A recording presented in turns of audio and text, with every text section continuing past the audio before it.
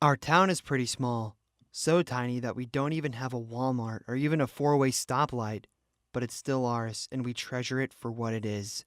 Been here my whole life, and the only thing that's really grown is the local cemetery. Paradise Fields, they call it. I guess if I wanted to spend eternity somewhere, it would be with a catchy name like that, huh? Anyway, the graveyard was pretty packed even back when I was a kid. So much so that there was hardly any room when we buried my papaw.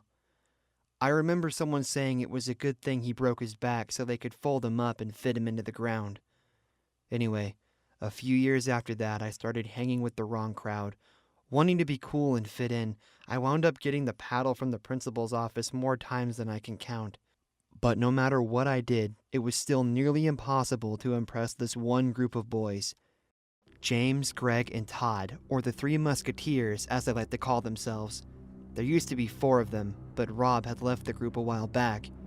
I would always see them skipping class and running off to buy smokes from the corner store and be jealous, wishing I could be just as brave as them. I didn't really know about it at the time, but Greg's daddy was screwing his teacher, and Greg knew about it, so he hung it over her head. "We can do whatever we want, or it's your job," Greg would tell her. He was a bit of a prick, but I was young and dumb and wanted to be like them, so of course, I would find ways to skip class too and meet them there. "Hey guys," I said nervously that first day when I just hid in the gym after breakfast. Todd laughed immediately when he saw how red my face was. "Look at you, just like my dad's ripe tomatoes. What a pussy. Did you run all the way here?" he asked. Todd could be cruel, but I was supposed to take the jab and prove my worth, so I nodded and said, "I didn't even bother going to the first period." "What's your name, kid?" James asked. "Steven," I said. "Tell you what, Steve, you really want to hang out with us? You gotta prove that you're brave," he said. I think it looked like he had a sparkle in his eye. "Come on over to Paradise Falls tonight after curfew. If you can get there and finish our challenge, we will be your friend for life," James told me. "How will I sneak past my mom?" I asked. "That ain't our problem. Be there by 8:30 or the deal is off," James decided. I told him I would, and as it turned out, getting out of the house was the easiest part of the night. My mom wound up having to work a double shift, so only my sister was watching me. I told her I would give her $20 if she didn't say that I went out. "Where are you headed anyway?" she asked when I passed her the money. "Just gonna go smoke some weed at the cemetery," I lied as I grabbed a coat. Racing across town in the middle of the night was exhilarating.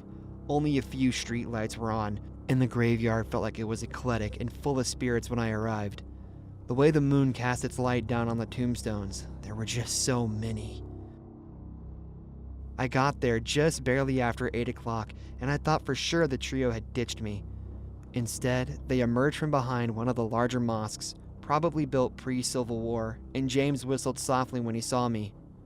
"Wow, Steph, didn't think you had it in ya," he commented. I made it with time to spare, so what are we doing here? James gave his colleagues this wicked grin. "Us? We're here to see if you're up to snuff and can fit in with us, so we've prepared a series of 3 challenges for you to do. If you can do all 3 before time is up, guess what? You will be in with the gang for good." "Okay, sure, I can do that." I wanted to sound confident. James just laughed. "I'll go first then," Todd decided as he pointed towards the headstones. "You know how this cemetery is pretty big but has tons of graves in it? Well, tonight those graves are the safe zone and the ground is like lava. You've got 5 minutes to jump from here to the end of the plot without touching the ground," he decided. The trio laughed and raced off to the other side of the tombstones, leaving me in the dust. Once out of range, they called out to me and the game began. I stood on the edge of the mausoleum, trying to figure out which way to go across the graves. Then I began to hop. As I did, I will admit that I said a prayer to Jesus and asked for forgiveness. I remember when Papa died, I had actually danced on another grave, and Mom warned me to never disrespect the spirits. "You'll pay for it if you do, either in this life or the next," she told me. As I jumped toward the next headstone and part of the old relic crumbled, I couldn't help but reflect on her words. What if she was right and I was really awakening a curse by playing this silly game? Then I heard the trio holler excitedly as I nearly tumbled on the grass, and my resolve to win got stronger. I had to prove I could be the best, so I kept going. I made it to the other side in about 4 minutes, leaping from the last headstone and even managing to do a backflip to where they were standing. Whoa, that was pretty cool, Todd admitted. The other two didn't seem very happy that I had passed. I should have wondered if they ever really intended for me to get through to begin with. Beginner's luck. That one was easy anyway. Anyone could pass it, Greg said as he took off his backpack. He unzipped a pouch and showed me 3 small trinkets he'd brought with him before explaining. I'm gonna make sure you don't pass this one, twerp. He rushed off to the graves as James passed me a scarf and ordered, Put this on so you can't peek. I obediently listened and stood there waiting as they chuckled and finished their game, coming back about 10 minutes later and telling me to pull the scarf off. Alright, Stephanie, I hid all 3 of those items somewhere in the graves. Find them in 3 minutes and you make it. Like you ever will, Greg laughed. It's Steven, I corrected, not even realizing they were bullying me about my name. James shoved me toward the graves and put a timer on. I scrambled about looking for any clues that might help. I knew Greg wouldn't have made it easy, but the obvious signs like grass being pressed down by their footsteps made it easy to find the first, nestled in a bush behind a large tombstone. I followed the same clues to find the others, excitedly racing back to them with the trinkets in hand. All 3 of them were angry now, and I didn't understand why. All of this was just prep for the last challenge. No one has ever passed this. If you do, you'll be legendary, James decided. He led me out toward part of the graveyard that had a little fewer headstones. I recognized the area because this was where Papa was buried. Then James pointed toward an open hole. I peered down and saw a wooden coffin sitting in the dirt hole, probably in preparation for an upcoming funeral. And immediately, I felt dizzy even before James explained what the challenge was. Get in there and we'll bury you. If you can beat the record of 6 minutes underground, you will be in our club for life, James explained. You want me to get in there? I asked, looking down at the cramped space.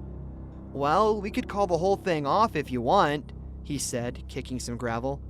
No, I said quickly, too desperate for acceptance to even think clearly. I climbed in the hole before another word was said. I'll show you. I will make it to 10 minutes, I said excitedly. The boys shared a wicked look with one another and ordered me to lay down against the ground. I did as I was told, waiting as they placed the cover on the coffin. Then I heard the shovels and the dirt being piled on. I closed my eyes and tried to not panic. I could do this. My whole body shook and I lay as still as I could. Eventually, it got quiet. So quiet that I shouted and asked if they were done. But I didn't get a response. I waited another minute or so, trying to think if I had passed the record, but I was also starting to feel lightheaded. The oxygen in the wooden box was limited. I started to bang on the cover louder, yelling that I was ready to get out. I never knew what it was like to be claustrophobic until then, but they didn't respond. More time passed by. I was certain that it had been at least 20 minutes. The coffin felt cold, and so very dark. I hadn't noticed how dark it was at first. I had tried to ignore it. Now, it was all that I saw. The space felt so confined, and I kept screaming, trying to stay awake. My body was shaking. I could feel myself struggling to take breaths. Finally, I became close to blacking out, and I felt the air escape my lungs. I was sure I was going to die. The next thing I knew, I was in my mom's arms. I was so numb to the entire world that I couldn't remember anything. She took me home and got me some warm soup, explaining that my sister had said I had gone out there with some friends. What the hell were you thinking, Steven? I heard that about a dozen times, and I hardly got any sleep that night. It just kept feeling like the moment I fell asleep, I would be trapped again. In fact, I had trouble for years after that too, scratching at my mattress or waking with cold sweats. Terrible nightmares of that cemetery. Of course, the next day I confronted them about it. What? Cemetery? You must be crazy. We would never go out there, Todd remarked. Yeah, and not for some stupid games. You are a psycho, Greg agreed. Their wicked grins told me what I needed to know. They had left me there to die. I still have those same awful nightmares, and I worry one day when I die, I will be trapped in that place forever. A Graveyard Built of Memories, 2009. 6 of us stood around a shallow grave with shovels in hand exhausted from the dig as fresh frost fell over top us. The air smelled of dirt and sweat. If anyone had told me this would be how I would start my senior spring break, I probably would have laughed in their face. I was supposed to be on a road trip with my sister 1,000 miles away. Instead, I was burying her in the woods alongside 5 strangers who claimed to be her friend. She died in a hit and run the week before, her perfect life shattered in an instant. It said something about the irony of life, but I couldn't tell you what. I wasn't there when they found her body, thank God, but I did hear that she lived for 19 minutes while paramedics tried to pry her from the twisted metal of the car. A few days later, my parents agreed to cremation, a quiet ceremony and to disperse her belongings to anyone who wanted them. This was how we found the time capsule. Wrapped up in a burlap sack like a picnic basket, the small cylindrical metal object sat in the trunk of her Ford Focus like a treasure chest waiting to be unlocked. A few of her college notebooks told me that she had been keeping it for a friend, but that she also intended to bury it in the Carrington Woods Cemetery as a memento to her own childhood. Dad said it would be a good idea to fulfill that wish and to put her ashes in the ground alongside the capsule. I remember logging onto MySpace and shooting a message to a few of her friends, telling them my intentions. I figured since a lot of them hadn't shown up for the funeral, this secluded meadow with a few nameless tombstones would be a better setting. No need to dress up. Just come and remember my big sister Cassie. The ones that did come didn't say much, but they each brought a few items to put inside the capsule. Photographs, letters, jewelry, the kinds of things you might place near a memorial. I didn't ask what they were. I don't even remember asking who most of them were. It didn't matter at that moment. Nothing mattered. I kept thinking, my sister was gone, and that whatever was left of her was now meant to be a part of history. Buried forever, or for the next generation to dig up. I think I promised I would keep in touch with the people who came. They mimicked the sentiment. Then we went our separate ways, fully aware that we would never do so. I remember thinking that I felt guilty for not putting anything of my own inside the capsule. But Dad told me I was wrong about that. Cassie is in there. She's a bigger part of you than any trinket would have been. Present day. Tragedy infects memory. It starts small.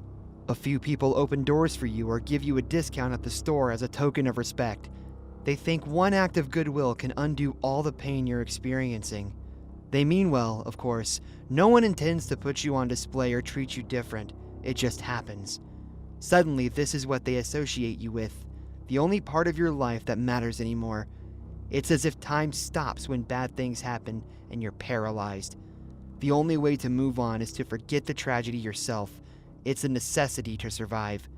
I didn't want to forget Cassie and what she meant to me, but gradually, that is exactly what happened. I moved away, got married, and had a life of my own. It was a tragedy that brought me back to her. I was coming home for the holidays, Thanksgiving break, but instead my turkey day was spent answering questions for the police, trying to hold it together. When I came up their driveway, I could tell something was wrong. Dad and Mom had said they were going to be waiting up for me despite the late hour. Instead, there wasn't a single Christmas light on, the power was off, and not even a single dog was barking. Stepping out toward the door in the cold, I had a premonition.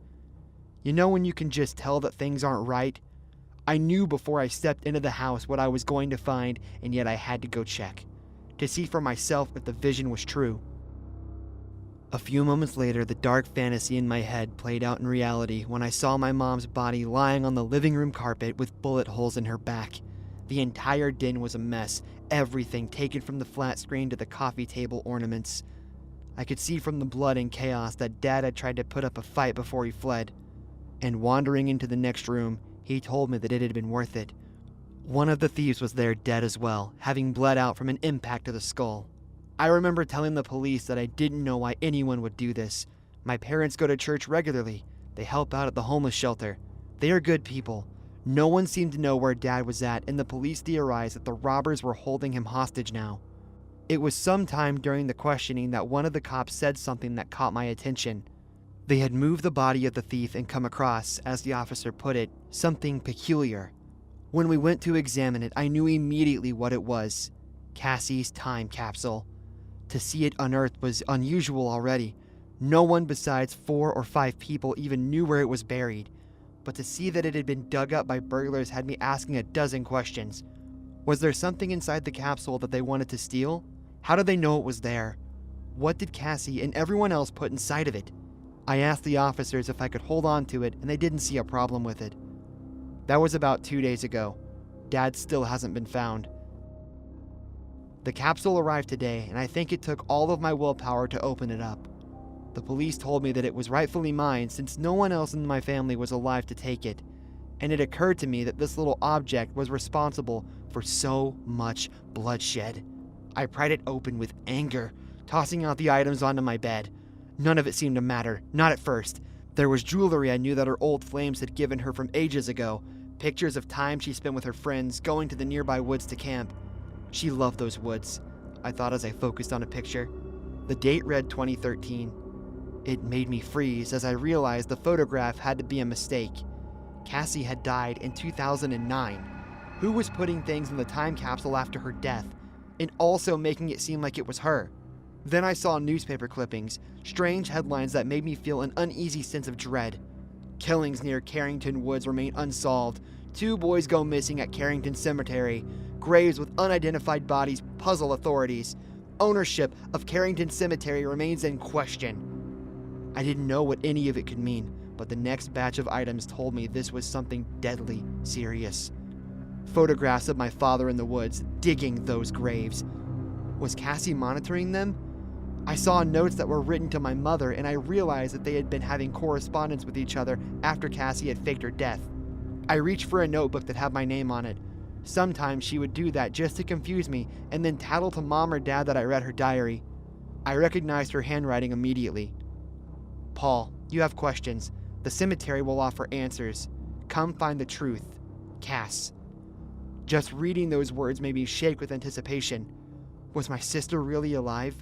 How could it be possible that she had remained hidden all of these years, and more importantly, why? I went to the woods as soon as I could. I told my wife it wouldn't take long. The empty meadow felt haunting. I found Cassie's grave easily because it had been dug up, and then I noticed other graves had also been dug up too. Don't move, a voice whispered from the trees. A woman I hardly recognized came out of the woods. Cassie. She was covered in camouflage and holding a camera. Then I heard the discharge of a gun. Behind me, a large body fell into the newly dug grave. Dad had followed me and was about to attack us both. Cassie stepped toward me, her hands shaking as she dropped the pistol. It's taken me almost 20 years to prove our father was a serial killer, Paul. Once he realized that I had been using this capsule to hide evidence, she looked toward the road and seemed sad. Mom paid the price for not being careful, and all those years ago, Dad thought you were gone. You've been here this whole time, I realized as we hugged. I had questions of my own that shook me to my very core, but none of it seemed to matter as we melted into each other's arms. I lost so much when I lost her. I wasn't sure I would get it back now, or it would be lost in this graveyard alongside all these other memories. But maybe we can make new ones.